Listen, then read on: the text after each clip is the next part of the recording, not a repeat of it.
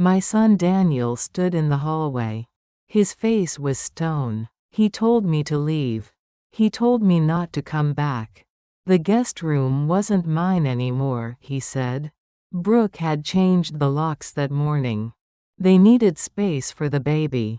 The sweater slipped from my arms. Hit the floor. This house. I had helped pay for it. Now it no longer felt like mine at all. If you're watching this, subscribe and let me know where you're watching from. 3 days later, the notary came. His briefcase snapped open on my kitchen table. The sound was sharp, final, like a trap closing. Brooke smiled. She smiled like she owned the room. Like she owned me. Mr. Turner cleared his throat. Set out forms in neat rows. His pen gleamed under the kitchen light. I folded my hands. They were shaking. I made them stop. I looked at the papers. Then I looked at Brooke. Before we sign anything, I told them, I want to swing by the police station.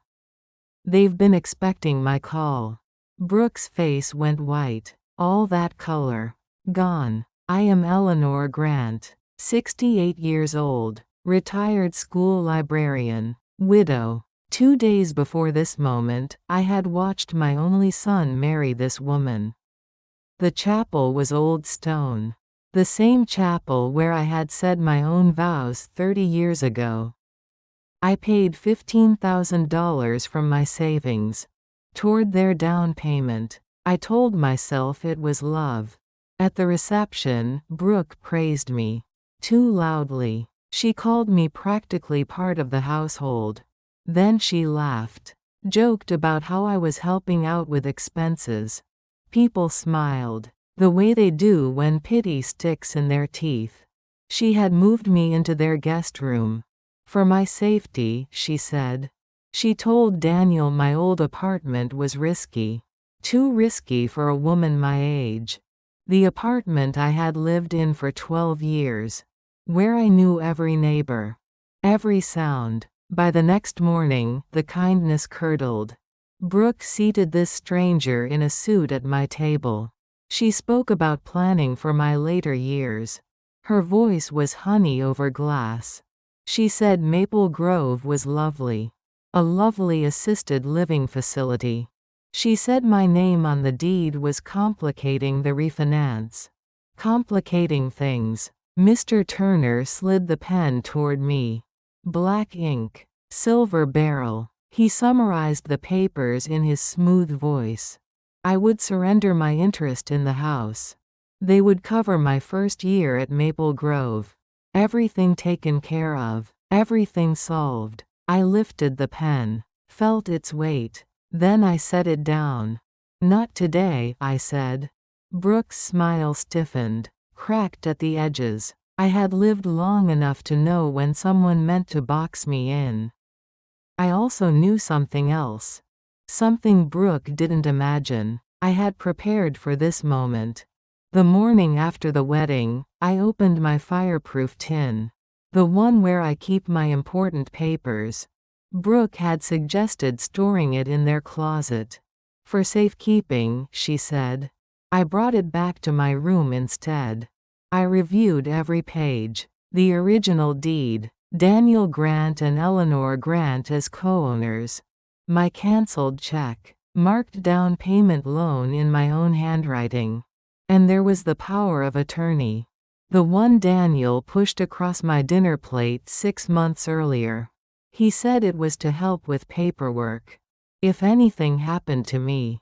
I had taken it to my attorney.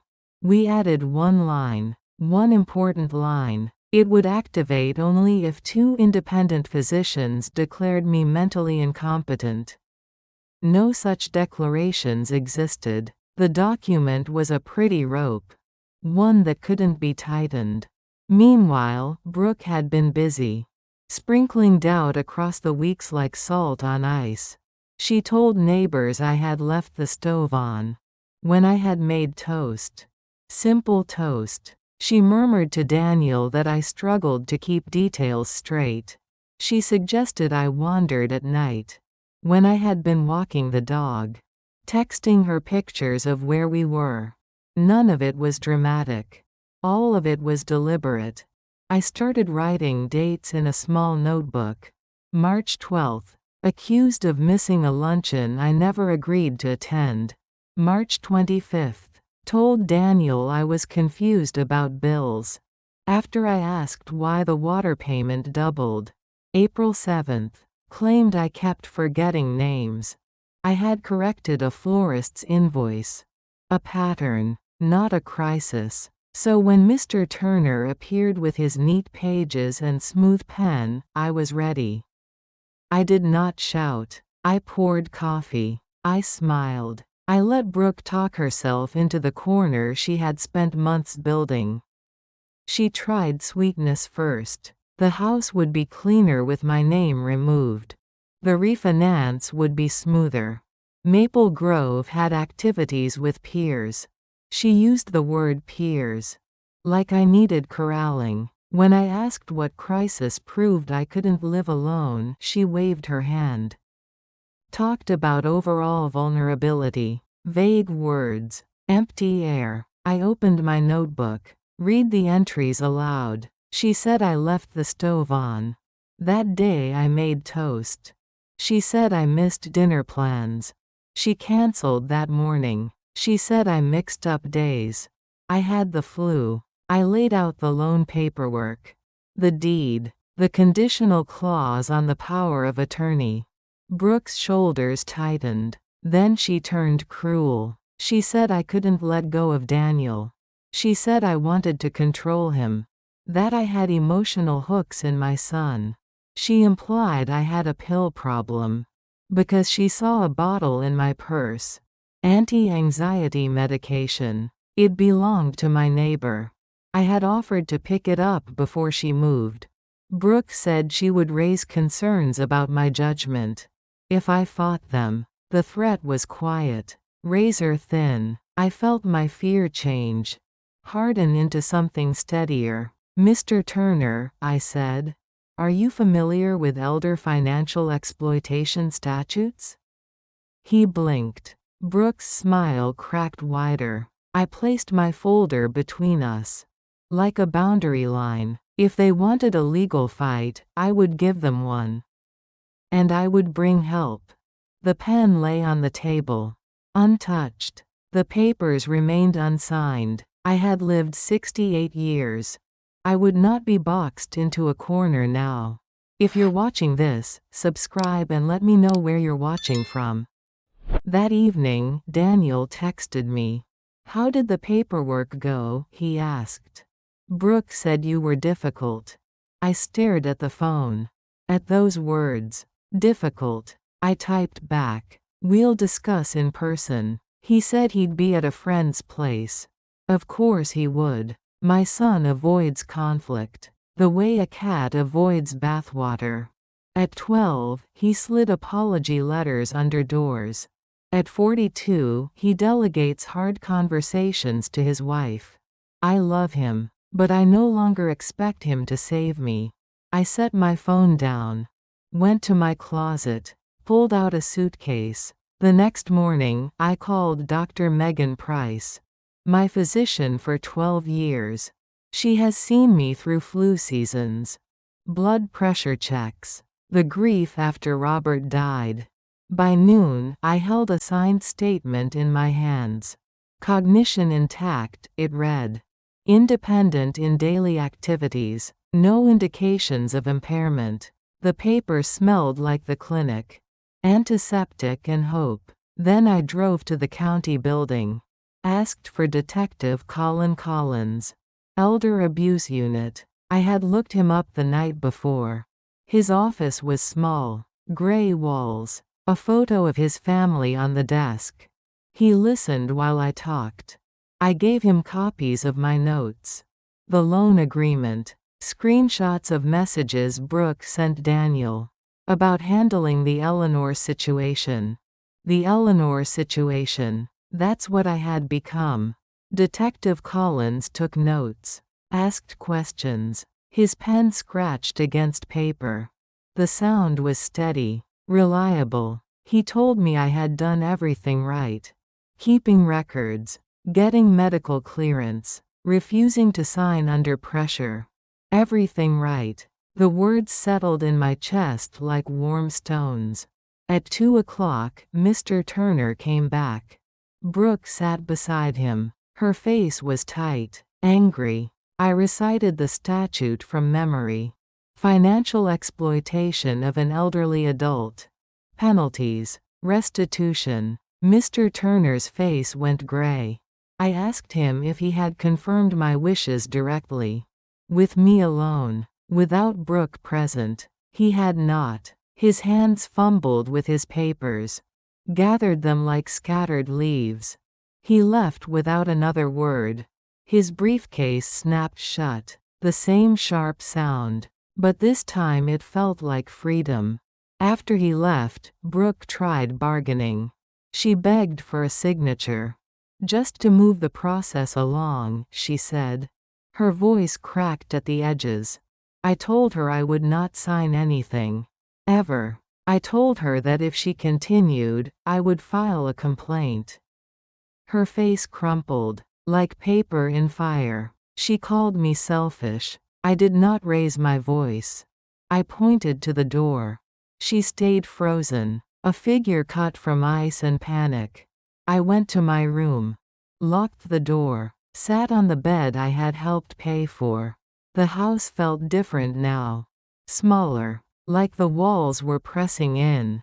I opened my phone. Searched for apartments. Short-term leases. Places where locks belonged to me. By evening, I had 3 appointments scheduled. For the next morning. That night, I packed carefully. My clothes. My books. The tin with all my papers. I left my good china in the cabinet. My winter coats in the closet. Things can be replaced. Trust cannot. At dawn, I wrote a note. Left it on the kitchen counter. Do not enter my room, it said. Inventory has been recorded. I tucked the tin under my arm. Locked my suitcase. Stepped out into air that felt 10 pounds lighter. The first apartment was on Maple Street. Ironic, considering Maple Grove. But this Maple had nothing to do with assisted living. It was a small building. Clean. Quiet. The landlord was a woman my age. She understood without asking why I needed to move quickly. The lease was month to month. No co-signers required. Just first month's rent and a deposit. I wrote the check with my own pen. Signed my own name. The apartment had 1 bedroom. A kitchen with morning light. Windows that faced a small park. I could see children playing. Mothers pushing swings. Normal life happening in normal ways. That afternoon, I moved my things. Box by box. Trip by trip. Mrs. Klein from 4B brought me a casserole. Tuna noodle. Still warm from her oven. She invited me to Tuesday cards. I thanked her. Meant it. That night, I slept in my own bed. In my own room. With my own lock on the door. I slept without listening for footsteps in the hall. Without wondering what Brooke was planning next. For the first time in months, I slept through the night. The next morning, I made coffee. Real coffee. Strong and black. The way I like it. I sat by the window. Watched the park wake up. Joggers. Dog walkers. People living their lives. I opened my notebook. Wrote the date. New apartment. First morning of freedom. The coffee was perfect. The morning was mine. 3 weeks passed. Silence from Daniel and Brooke. I did not mind the quiet. I played cards with Mrs. Klein. Walked in the park. Read books from the library. Simple things. My choice of things. Then the intercom buzzed. If you're watching this, subscribe and let me know where you're watching from. A woman stood outside my building. Careful posture. Tired eyes. She held a plate of cookies covered in foil. "I'm Margaret Whitfield," she said through the speaker. "Brooke's mother." I hesitated. My finger hovered over the button. Then I buzzed her in. She climbed the stairs slowly. Her breathing was shallow, uneven, like she had been holding it for weeks. She knocked softly. I opened the door, studied her face. She looked like Brooke, but worn down, weathered by years of cleaning up messes. I let her in. She sat on my thrifted sofa, the one I bought after moving out. It was brown corduroy, comfortable, mine. She set the cookies on my coffee table. Homemade chocolate chip, still warm. Margaret apologized for the shape her daughter's life had taken. Her voice was quiet, careful, like she was walking on broken glass. She spoke about college incidents. Borrowed credit cards, she called them. I knew she meant stolen. A first marriage with account irregularities. Another gentle phrase. More theft. A job at an assisted living facility. It ended with quiet termination. No charges filed. The facility chose silence over scandal. Margaret knew this pattern, had lived with it for years. She reached into her purse, pulled out an envelope, white, thick, heavy with guilt and money. 15,000, she said. I can't make you whole for the worry, but I can return what she tried to take. I stared at the envelope. The exact amount of my down payment. The exact amount Brooke had tried to steal. I told Margaret the first couldn't accept it. It wasn't her debt. She told me that in her family, responsibility sometimes required paying debts you didn't incur. Her hands trembled as she pushed the envelope closer. I believed her, because her hands shook, because her voice cracked, because she looked like she hadn't slept in months. I took the money, promised receipts. She nodded. Relief flickered across her face. We sat in silence for a moment. The afternoon light slanted through my windows. Golden, peaceful. Margaret asked if I was pressing charges. I told her yes. She nodded again, said it was time. After she left, I sat with the envelope. Felt its weight, the heaviness of other people's choices. I called Detective Collins, told him I was ready to file. Everything, all of it. He thanked me, asked for everything I had. Documents, messages, timeline, evidence. I pressed send on a dozen PDFs. Watched them fly toward his inbox. Small bright birds carrying justice. For the first time since the chapel, my breath reached the bottom of my lungs. That evening, I called Dr. Price. Scheduled a follow-up appointment. Just to be thorough. She examined me carefully, asked detailed questions. How was I sleeping, eating, managing stress? All good, she noted in my chart. Remarkably resilient, she added. Her pen scratched confidence onto paper. I asked for another letter. Updated, current. She printed it immediately. I folded it carefully, added it to my tin. Documentation of my clarity, my competence, my right to choose. The next week passed quietly. I established routines. Morning coffee by the window. Afternoon walks in the park. Evening reading. Mrs. Klein invited me to dinner. Her apartment smelled like pot roast. Comfort food. We talked about books, weather, normal things. I had forgotten how normal felt. Tuesday came. Card night in the community room. 5 women around a folding table. Stories shared over penny ante poker. I won 3 hands. Lost 4. Laughed at Mrs. Chen's jokes. Felt human again. Wednesday morning, Detective Collins called. The investigation was moving forward. Other families were coming forward. Patterns emerging. Not just me. Others. A trail of attempted financial abuse. Elderly victims. Vulnerable targets. I felt sick, then angry, then determined. Thursday afternoon, my doorbell rang. A process server. Official papers. Brooke had been arrested. I read the charges. Attempted elder financial exploitation. Fraud. Multiple counts. The paper felt important in my hands. Heavy with consequences. That evening, Daniel called. His voice was scraped raw. "Mom," he said, "say this isn't happening." I told him it was happening. And why? He said Brooke claimed it was a misunderstanding. That the money was a gift. That I was confused. I described the loan agreement. The deed. The emails about handling the Eleanor situation. I described how intimidation dresses like concern. How manipulation wears the mask of care. He cried. I listened. I did not rush to cushion him from facts. He was 42 years old. Old enough for truth. Old enough for consequences. I told him I loved him. That love sometimes means letting people face reality. He said he didn't know what was real anymore. I told him to start with the documents. Facts don't lie. We talked for an hour.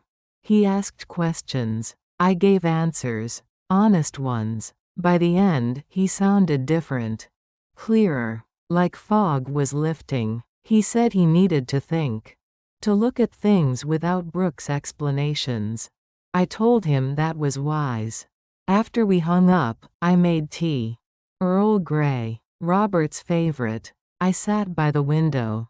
Watched the park settle into evening. Children were called in for dinner. Streetlights flickered on. The world continued its normal rhythm. I had done what needed doing. Filed the complaints. Told the truth. Protected myself. Now I waited for justice. If you're watching this, subscribe and let me know where you're watching from. The arrest came on a Tuesday morning. 2 weeks after I filed the complaint. Detective Collins called afterward. Told me what he could share. Charges filed. Attempted elder financial exploitation. Fraud. Multiple counts across several victims. Brooke blamed me as they led her away. Collins heard her shouting. About ungrateful old women. About families that turn on each other. Even in handcuffs, she played the victim.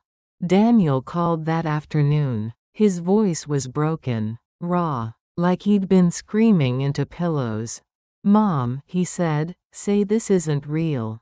Tell me this is some mistake." I told him it was real. All of it. Every documented lie. Every manipulated moment. He said Brooke claimed it was a misunderstanding. That I had agreed to everything. That age had confused me. Age had not confused me. Age had clarified me. I read him the loan agreement. Word by word. His signature. Mine. The date. The amount. I read him the emails.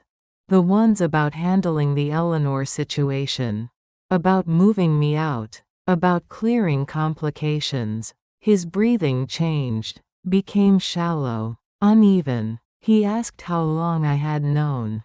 I told him months. Since the first lie about the stove. Since the first suggestion that I was losing my mind. He was quiet for a long time. I could hear him thinking. Processing. The sound of a man's world reshaping itself. He asked if I would visit him. I said yes. When he was ready. The investigation widened over the following weeks. Detective Collins kept me informed. Other families came forward. 3 more elderly victims. All the same pattern. Kindness that became control. Care that became theft. Love that became exploitation. Margaret called to say she was cooperating fully. Providing financial records. Bank statements. Evidence of Brooke's spending habits. Designer handbags bought with stolen money. Vacations paid for by vulnerable seniors. A lifestyle built on other people's trust.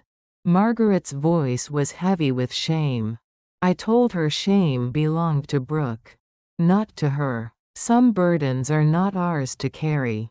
The preliminary hearing was set for October. I marked the date in my calendar. Circled it in red ink. September passed quietly. I settled deeper into my routines. Coffee by the window, walks in the park, card games with neighbors. Mrs. Klein taught me to make her famous apple pie. The secret was extra cinnamon and a touch of lemon zest. We baked on Thursday afternoons. My kitchen smelled like comfort, like home. I hadn't felt at home in months. Not in that house with its changed locks, its whispered threats, its careful manipulation. Here, in my small apartment, I was myself again. Eleanor Grant. Not the Eleanor situation. Daniel visited on a Saturday afternoon. His first time in my new place.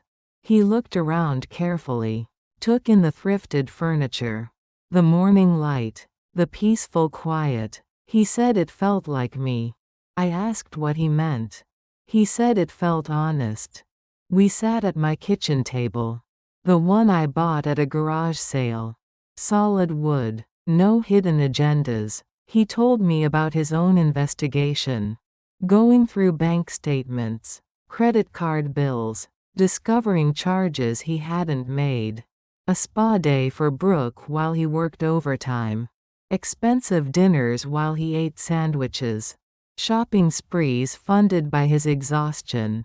He looked older, worn down, but clearer, like someone had cleaned his glasses. He asked about the house, whether I wanted it back. I told him no. Too many rooms, too many memories of manipulation. I preferred my small apartment, my chosen space. He said he was thinking of selling, starting over. I told him that sounded wise. Sometimes you have to burn the bridge to see the other side clearly. He stayed for dinner. I made spaghetti, simple sauce, garlic bread, food that tasted like forgiveness. We talked about his childhood, good memories, before Brooke, before the confusion began. He remembered Sunday pancakes, the blueberry ones I made when he was small. I promised to teach him the recipe. Some traditions are worth keeping. October arrived with crisp air, golden leaves, the kind of weather that makes you believe in fresh starts. The preliminary hearing was scheduled for the 15th. I chose my clothes carefully. Navy blue dress, pearl earrings, Robert's wedding ring on a chain, armor made of dignity and truth. Margaret met me at the courthouse. She looked frail but determined. We sat together in the gallery. Brooke entered in an orange jumpsuit. Her hair was pulled back. No makeup. She looked smaller without her careful presentation. The prosecutor laid out the charges: financial exploitation, fraud, pattern of abuse targeting vulnerable elderly victims.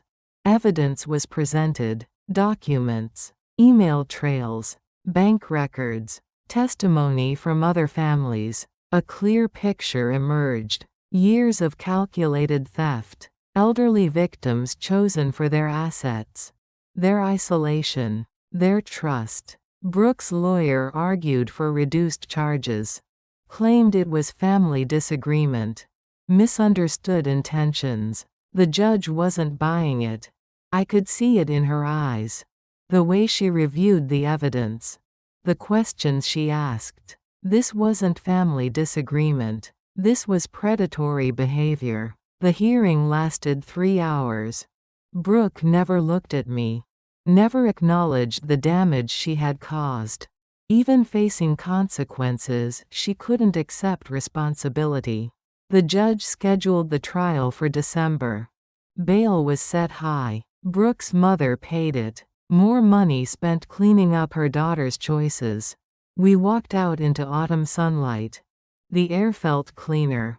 Justice was moving forward. Slowly, but forward. If you're watching this, subscribe and let me know where you're watching from. November came with bare trees. Gray skies. The kind of month that strips everything down to essentials. I had grown to like essentials. Daniel filed for divorce the week after Halloween. He told me over coffee. His voice was steady now. Resolved. He had hired a lawyer. A woman who specialized in financial fraud cases. She knew Brooks' patterns, had seen them before. Daniel was learning to see them too. He showed me bank statements. Highlighted charges in yellow marker. Hundreds of small thefts. Death by 1,000 cuts. Coffee shops he'd never visited. Clothes he'd never seen her wear. Gas stations across town when she claimed to be home. Each line told a story. Each charge revealed another lie. He looked exhausted, but also relieved, like he'd been holding his breath for years. The baby was due in December, right around the trial date. Life has its own sense of timing. Daniel had prepared the nursery himself. Painted walls soft yellow. Assembled the crib alone. No help from Brooks' careful hands. He was learning independence, one small step at a time. I offered to help when the baby came. He smiled for the first time in months. Said he would need me. Need, not obligation, not duty. Need. The word felt different coming from him. Clean, honest. Thanksgiving approached. My first holiday in the small apartment. I had no plans, no family gathering, no tradition to maintain. Mrs. Klein invited me to her daughter's house. A kind offer. But I declined. I wanted to spend the day alone. Grateful for my choices, my freedom, my small victories. I roasted a chicken, made stuffing from a box. Cranberry sauce from a can. Simple food, no presentations, no performances. I ate at my kitchen table. Watched the park through my window. Families walking, children playing, normal life continuing. I was thankful for normal. The trial began on December 3rd. Earlier than expected. Brooks' lawyer had pushed for a quick resolution. Bad strategy. The prosecutor was ready. Evidence organized. Witnesses prepared. I took the stand on the second day. Told my story in simple words. The loan. The manipulation. The attempted theft. Brooks' lawyer tried to make me seem confused. Forgetful. Vulnerable to misunderstanding. I showed him my notebook. Dates. Details. Clear handwriting. Documented truth. He backed down quickly. Other victims testified. Mrs. Patterson, 83. Mr. Chen, 79. Similar stories. Different details. Same pattern. Kindness becoming control. Trust becoming theft. The jury listened carefully. Took notes. Asked questions. They understood what they were seeing. Predatory behavior dressed as family concern. Margaret testified about Brooks' history. College credit cards. Previous marriages. Job terminations. A lifetime of financial abuse. Her voice broke twice, but she continued. Truth was more important than comfort. Daniel testified about the emails. The conversations about moving me out. The pressure to get my signature. He looked directly at Brooke when he spoke. No more avoiding conflict. No more delegated confrontations. He was 42 years old. Finally growing up. The defense lasted one day. Brooks' lawyer claimed misunderstanding. Family dynamics. Generational differences about money. Weak arguments. Desperate strategies. The prosecutor's closing was simple. Clear. Documented evidence of systematic financial exploitation. Not family disagreement. not misunderstanding. Crime. The jury deliberated for 3 hours. They returned with guilty verdicts. All counts. Brooke showed no emotion, stared straight ahead. Even in defeat, she refused responsibility. Some people never learn. Sentencing was scheduled for January. The judge ordered a pre-sentence investigation, background checks, financial analysis, victim impact statements. I would write one about trust broken, about vulnerability exploited, about an elderly woman forced to fight for her independence, but also about strength discovered, about boundaries maintained, about justice served. December 10th. Daniel called at 6 in the morning.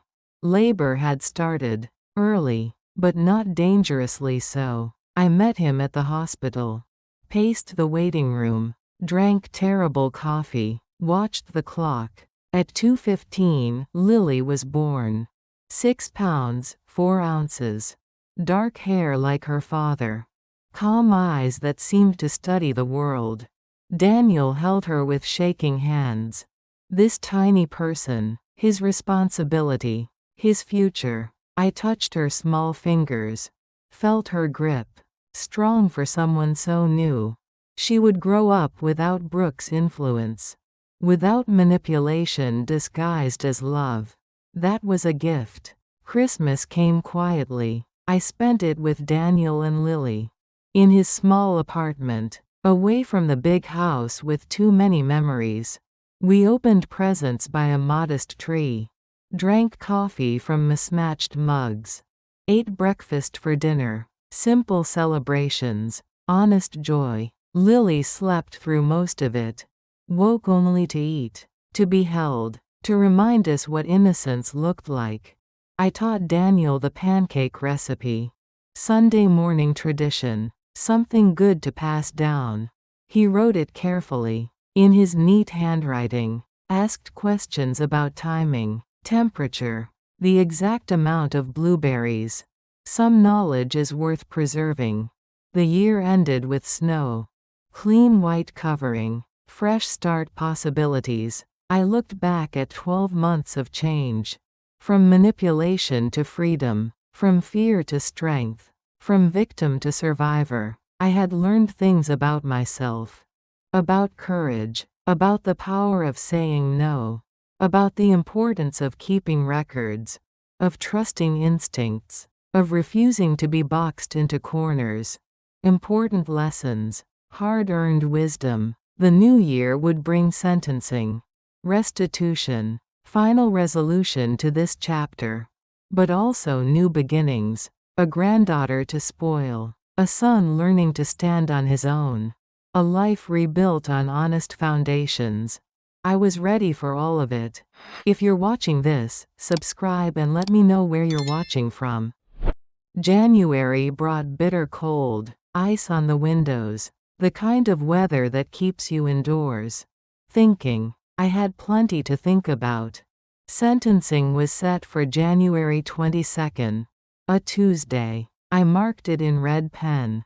Circled it twice. I wrote my victim impact statement on the kitchen table. By morning light. With careful words. I wrote about trust broken. About vulnerability exploited. About sleepless nights wondering if my mind was failing. But also about strength discovered. About boundaries that held. About refusing to be discarded. The prosecutor reviewed it with me. Said it was powerful, honest, exactly what the judge needed to hear. I read it aloud to practice. My voice was steady, clear, no trembling, no apology, just truth. Daniel visited twice a week now. Brought Lily in her carrier. Pink blankets. Tiny mittens. The smell of baby powder and hope. He looked different each time. Lighter. Like someone had removed invisible weights from his shoulders. He talked about selling the house. Finding something smaller. Closer to my apartment. Not too close. But walking distance. Coffee distance. I liked that idea. He showed me pictures on his phone. Small houses, starter homes, places where he could begin again. One had a front porch, a swing, a yard just big enough for a child to play.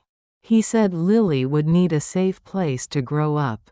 I agreed. Some children deserve better than their mothers provide. The house sold quickly. Too many memories lived in those walls. Too many manipulations echoed in the halls. Daniel took a loss on the sale, but called it freedom money. The cost of starting over. He paid Margaret back every dollar she had given me. With interest. With gratitude. Some debts are worth honoring.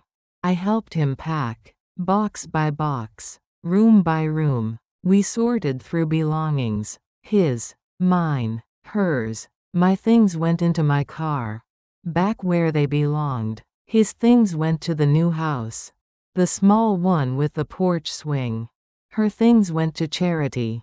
Let someone else find use in them. We worked in comfortable silence. No need for constant conversation. Just the rhythm of packing. Moving. Choosing what to keep. By evening, the house was empty. Echoes in vacant rooms. Sunlight through bare windows. Daniel stood in the kitchen where it all began. Where the notary had spread his papers. Where I had refused to sign. He thanked me for fighting back. For protecting both of us. I told him that courage is often just stubbornness with better timing. He laughed. First real laugh I'd heard in months. January 22nd arrived with gray skies. Appropriate weather for justice. I dressed carefully. Navy suit. Pearl earrings. Robert's ring around my neck. Armor for truth-telling. Margaret met me at the courthouse. She had written her own statement. About years of enabling. About finally choosing accountability over comfort. About learning that love sometimes means letting people face consequences. Hard lessons. Necessary ones. The courtroom was fuller this time. Other victims. Their families. People whose lives Brooke had touched with her careful manipulations. We sat together. A community formed by shared betrayal.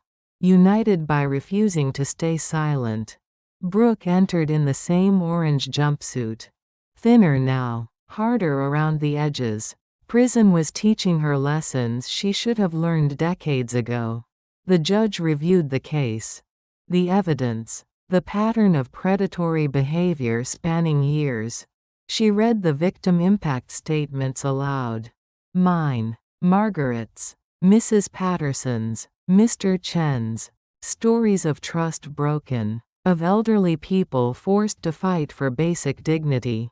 Brooke's lawyer asked for leniency. Claimed his client had learned from her mistakes. Would make restitution. Would seek counseling. Pretty words. Empty promises. The prosecutor argued for the full sentence. 18 months plus probation. Restitution to all victims. Community service focused on elder care education. Justice with a teaching component. The judge spoke about patterns. About victims. About the special vulnerability of elderly people who trusted family members. About the need for consequences that match the crime. 18 months in prison. 3 years probation. Full restitution. 200 hours of community service. Brooke would also be registered on the state's elder abuse offender list. Public record. Permanent consequence. Some stains don't wash out. She showed no emotion when the sentence was read. Stared straight ahead. Even now, refusing responsibility. But it didn't matter. The law had spoken. Justice was served. We walked out into January air. Cold but clean. The weight of unfinished business finally lifted. Margaret hugged me goodbye. Said she was moving to Florida. Near her sister. Away from the debris of her daughter's choices. I understood. Sometimes distance is the kindest gift you can give yourself. Daniel waited by my car. Lily sleeping in her carrier, unaware that justice had just been served on her behalf. He said the new house was ready. Asked if I wanted to see it. I said yes. We drove through familiar neighborhoods. Past the park where I walked. Past the grocery store where Mrs. Klein and I shopped. The house was small, white siding, blue shutters, a porch swing that moved gently in the winter breeze. Inside, everything was clean. Simple, honest spaces for honest living. The nursery was painted soft green. Gender neutral. Peaceful. A rocking chair by the window. Books on shelves. A mobile with dancing bears. Lily would be safe here. Loved without manipulation. Raised with truth instead of lies. Daniel made coffee. We sat in his kitchen. Smaller than the old one. But warmer somehow. He said he wanted to pay me back. For everything. The down payment. The legal fees. The months of worry. I told him the best repayment was watching him become the man his father would have admired. Strong enough to face truth. Brave enough to start over. Wise enough to protect his daughter. That evening, I returned to my apartment. My small space. My chosen life. I made tea. Sat by the window. Watched the park settle into darkness. Streetlights flickered on. Windows glowed with dinner preparations. Normal life continuing its gentle rhythm. I was part of that rhythm again.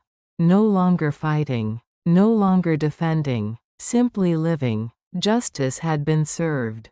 Family had been preserved. Truth had prevailed. The best revenge was this ordinary peace.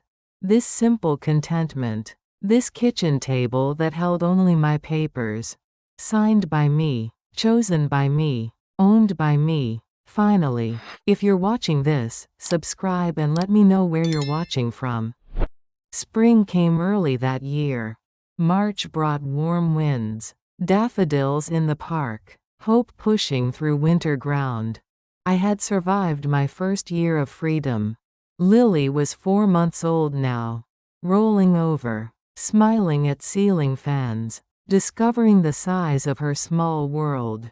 Daniel brought her to visit twice a week.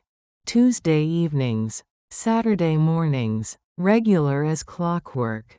We had pancakes on Saturdays. The blueberry recipe I taught him. He was getting better at it. Less burned edges. More even browning. Some skills take practice. Lily sat in her bouncy chair. Watched us cook. Gurgled approval when the smell filled the kitchen. She had Daniel's steady eyes. My stubborn chin. None of Brooke's calculating smile. Genetics are merciful sometimes. The divorce was finalized in April. Clean break. No custody battles. No drawn-out negotiations. Brooke signed everything from prison. Through her lawyer. Quick signatures on dotted lines. She had bigger problems now than fighting for a child she never really wanted. Daniel kept his maiden name for Lily. Grant. Like her grandfather. Like her grandmother. Family names have weight. History. Meaning beyond manipulation. I helped Daniel learn baby routines. Feeding schedules. Diaper changes. The mysterious art of infant sleep. He was careful with her. Gentle. Afraid of making mistakes. I told him all parents make mistakes. The goal is making fewer than your own parents made.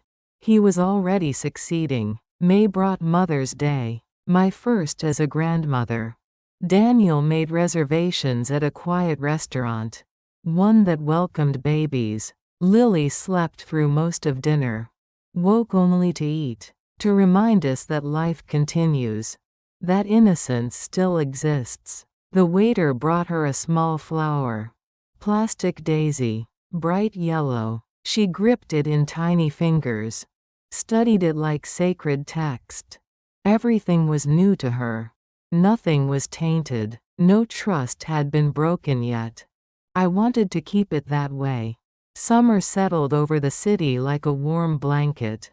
Long days, evening walks, ice cream trucks playing tinny songs. I took daily walks in the park. Sometimes with Mrs. Klein, sometimes alone, always aware of how much my life had changed. A year ago, I was trapped, manipulated, made to doubt my own mind. Now I chose my days, my activities, my responses to life's small demands. Freedom tasted like morning coffee, like books chosen without justification, like silence when I wanted it. Daniel got a promotion at work. More responsibility, better pay, recognition for skills that had nothing to do with managing family chaos. He was thriving in the space Brooke's absence had created. We celebrated with dinner at his house. Grilled hamburgers on his small patio. Lily in her high chair, gumming pieces of soft bread. Normal family moments. Honest joy. No undercurrents of manipulation. I had forgotten how peaceful ordinary could feel. July brought a letter from the Department of Corrections. Brooke was eligible for early release. Good behavior. Prison programs completed. She would be out in October. 10 months instead of 18. The system believes in second chances. I believe in documentation. I called Detective Collins, updated my contact information, made sure the restraining order was current. Still valid. Hope for the best. Prepare for the worst. Lessons learned in my 69th year. Daniel worried when I told him. Asked if I felt safe. If I wanted to move. Change apartments. I told him I was fine. But I bought new locks. Installed a security camera. Updated my will. Precautions. Not fear. August brought Lily's first solid foods. Mashed bananas. Sweet potatoes. Tiny spoonfuls of discovery. She made faces. Spit out green beans. Smiled at applesauce. Learning preferences. Developing opinions. I watched Daniel feed her. Patient with messes. Calm with rejections. Present in the moment. He had become the father he never had. The parent he wished Brooke could have been. Some cycles break. Some patterns end. Some children grow up better than their beginnings promised. September arrived with crisp air. Back to school energy. The sense of seasons changing. Time moving forward. I had been free for exactly 1 year. 12 months of choosing my own life.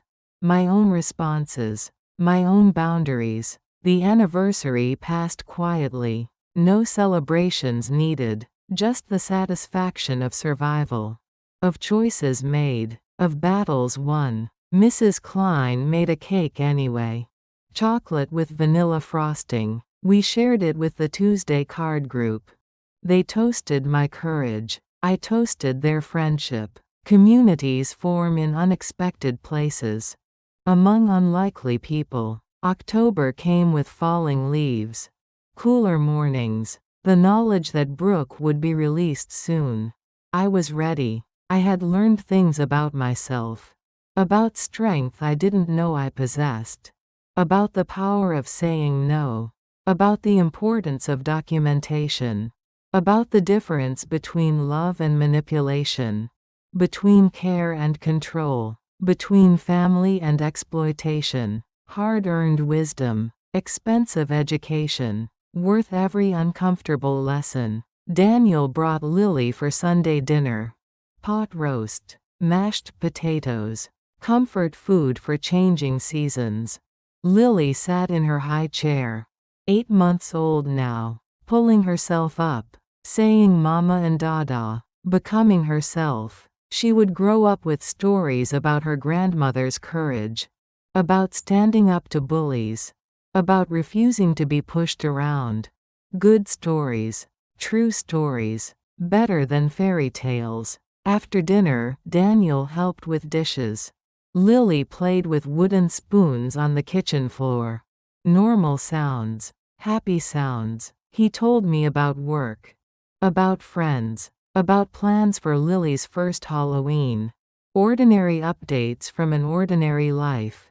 The life we had fought to preserve. As they prepared to leave, Daniel hugged me. Longer than usual. Tighter than necessary. He said he was proud of me. For fighting back. For protecting our family. For teaching him what strength looked like. I told him I was proud of him too. For choosing truth over comfort. For rebuilding his life. For being the father Lily deserved. We were both different people than we had been a year ago. Stronger. Clearer. More honest about what mattered. That evening, I sat by my window. Watched the park settle into dusk. Streetlights flickering on. Windows glowing with family dinners. I was part of that glow now. Not fighting for my place. Not defending my choices. Simply living. The phone rang. Unknown number. I let it go to voicemail. Some calls aren't worth answering. Some people aren't worth the energy. I had learned to choose my battles. To save my strength for things that mattered. Tonight, what mattered was this peace. This contentment. This kitchen table that held only my papers. Signed by me. Chosen by me. Protected by me. The best revenge was never the verdict. It was this ordinary evening.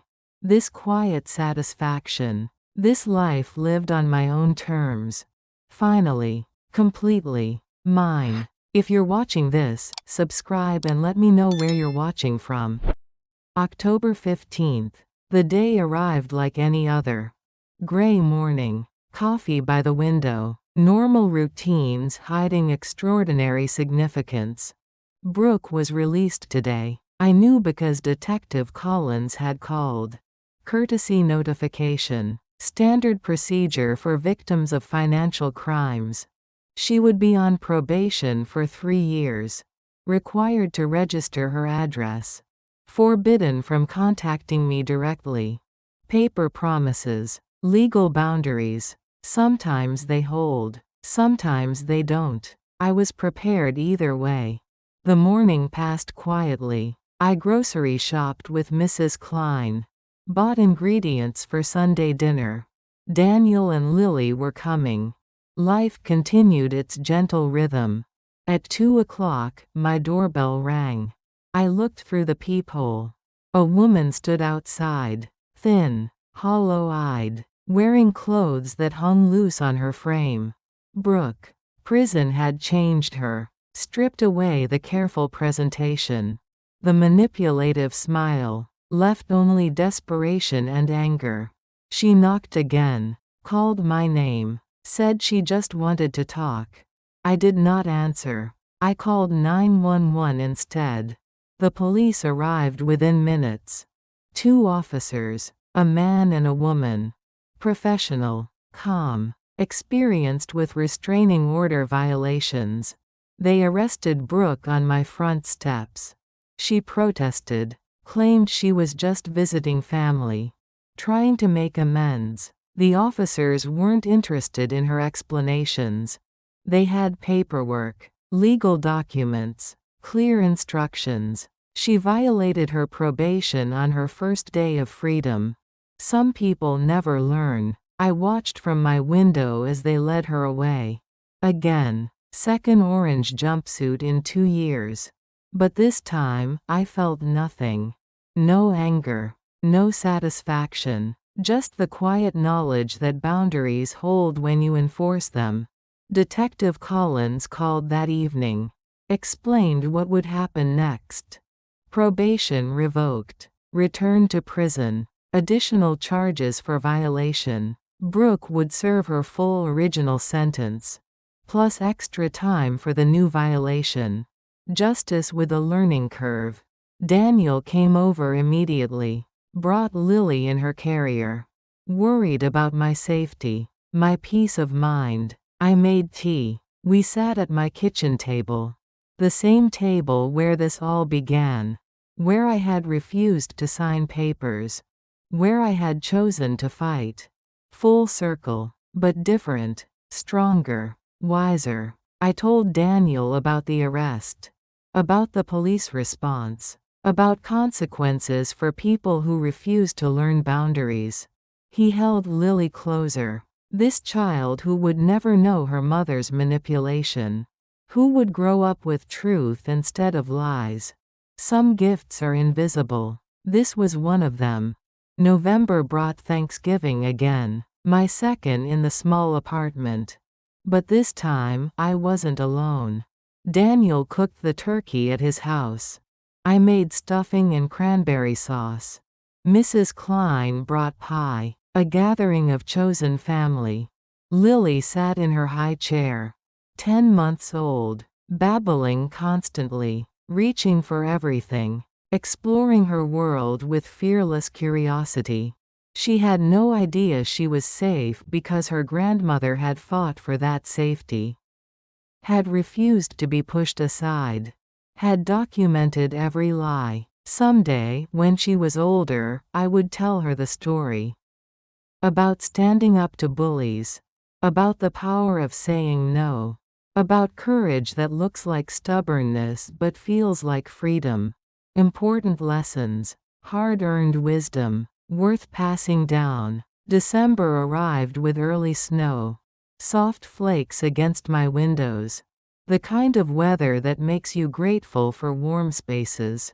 Honest shelter. Lily took her first steps in my living room.